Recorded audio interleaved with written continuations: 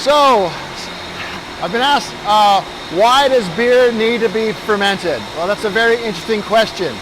And as we stand here next to the bottling line and the centrifuge and the fermenters, which is the perfect place to answer this question, I'm going to tell you it wouldn't be a fermented beverage if it wasn't fermented. And what is fermentation? Fermentation is the act of yeast, which is a fungus, eating carbohydrate sources, which are commonly known as sugars. Sugars can come from many sources. Chewing those up, and then as byproducts making carbon dioxide, alcohol, and more than 1,000 other compounds that are the flavor of beer. So you also may be wondering, how long does it take? Well, there's a lot of variables to that. Generally, for ales, it's shorter times like 3 days, and lagers, it's longer times like 7 days. But that's only part of the fermentation process.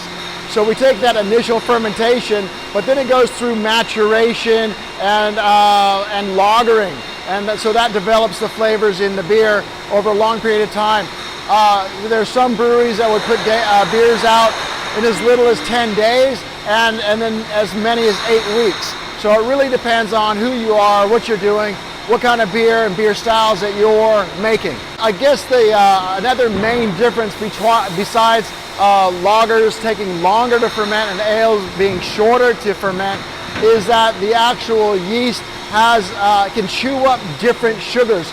Lagers can chew up more varieties of sugars and ales less varieties. So in general, lagers are cleaner, drier, crisper.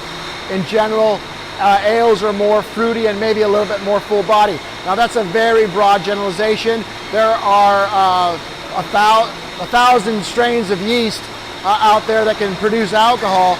So someone might ask, can you speed this whole process up, and is there any benefit to it? Well, in general, maybe craft brewers don't speed up this process. They're the ones that take more time, more care, and more meticulous fermentation habits.